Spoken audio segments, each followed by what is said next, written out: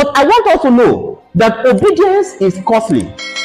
No man obey a spirit rejoicing.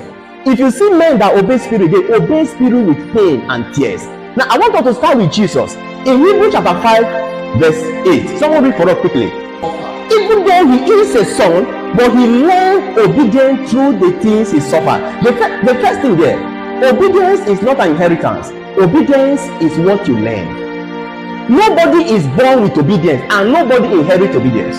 For Jesus, he learned. So if Jesus learned, wait, why did he learn? Because it's a language. It takes a man to learn a language that he don't know. So as for Jesus, he learned the language of obedience. And how did he learn the language? Through the things that he suffered. It means that obedience is not learned in pleasure. Obedience is not learned in pleasure. And obedience is not learned with joy. Obedience is learned with pains and tears, coupled with suffering. Because as for Jesus, he learned obedience through suffering.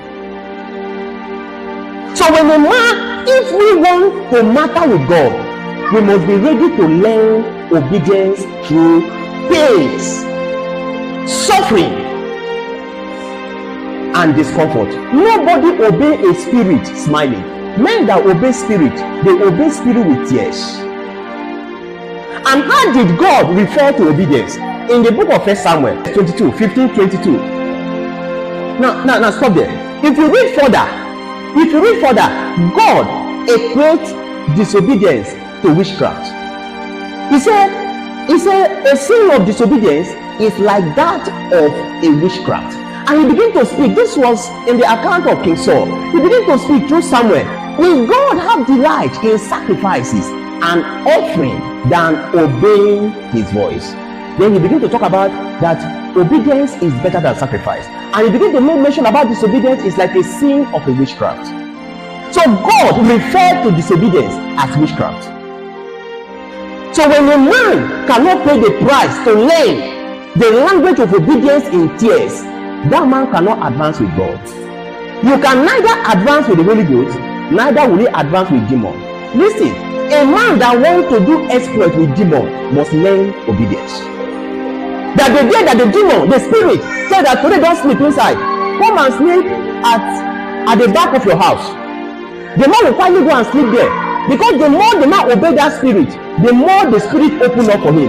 Now, anytime a man obey a spirit, another dimension will be open up for that man, because spirit love men that obey them. And that is why in our life there is always a contention. Do you know there is a contention over me?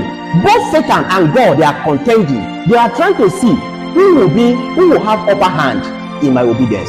So the more the Holy Ghost have upper hand in my obedience, the more Satan loves the battle. But the more Satan begin to have upper hand in my obedience, the more the Holy Ghost begin to decline. Because two of them cannot operate equally in a man's life at the same time. So obedience as a spirit language is learned through pains and suffering. Now, and I want us to know that the Adamic man don't like obedience. You know, Adamic man hates instruction. You know, we don't like instruction. The Adamic man. Do you know that since we have been coming here since February, none of you have entered this first class at the other side before. You have not entered there before. But do you know that if I tell you today that if you come to this place, don't enter that class. So if you enter that class, whatever happened to you is not my problem. Even immediately I utter that, I have given you in fact, I have given you a problem now. The first question that will come to you, what is in this class? That do you know, since you have been coming, you have never passed through that corridor. You only passed through there. But today when you finish, because I said that, the Adamic man begin to agitate. When we finish now, it's okay. I am not going to go to the club, but let me pass through the corridor. Let me pass through that corridor. When you are passing through, then your eyes is looking through the window. You pass through, you walk round to the other side. You say, Kai, I will not enter, but let me go and peep through the window. You come and peep through the window. You say, you go back, you come back and say, Kai, but the door is open. There is nothing in this class. Let me even enter and see. What is this that is this class? Do you know that a day that a man give you instruction, you have been standing for the past 1 hour, but do you know that immediately somebody say that you need to stand for 10 minutes to become a body? But you can stand on your own for 1 hour. But if someone say, stand here for 5 minutes, after 2 minutes, say, Kai, what manner of thing is this? Why will I be standing here for 5 minutes? The thing is that the Adamic man hates instruction. The Adamic man hates obedience.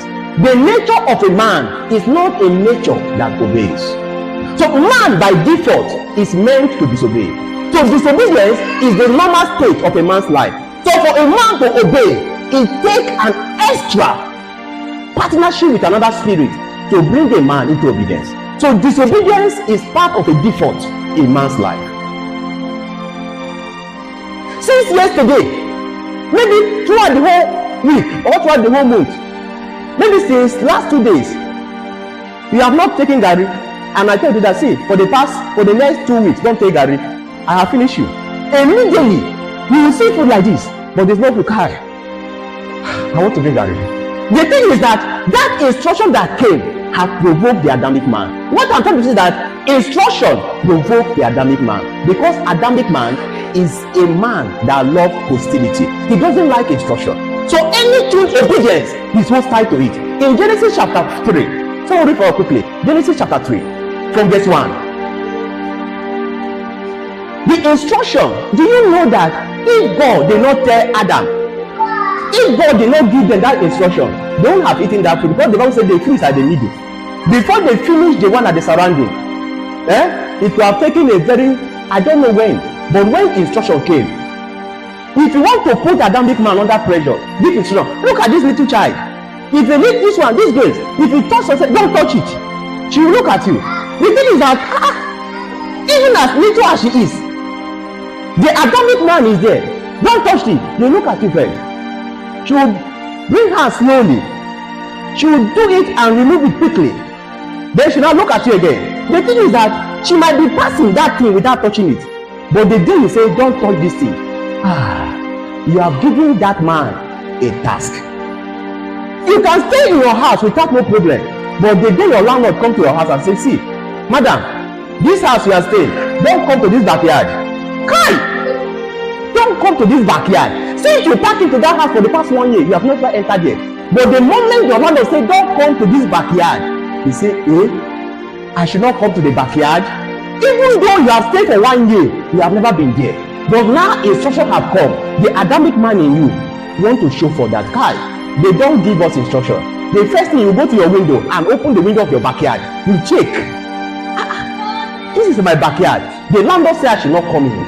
I should not come here. So what happened is that the Adamic man hates obedience.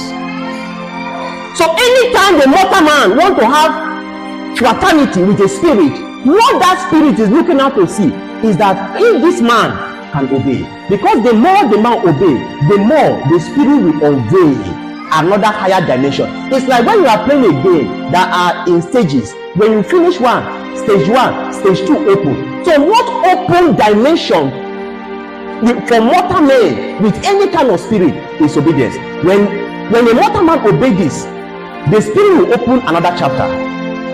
If that man obey, it open another chapter.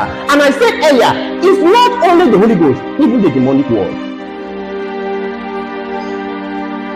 So one of the greatest language of the spirit is the language of obedience. And if God wants to take us on a journey, to become a custodian of dimension on earth, then we must understand the language of the spirit, the language of the Holy Ghost. Now,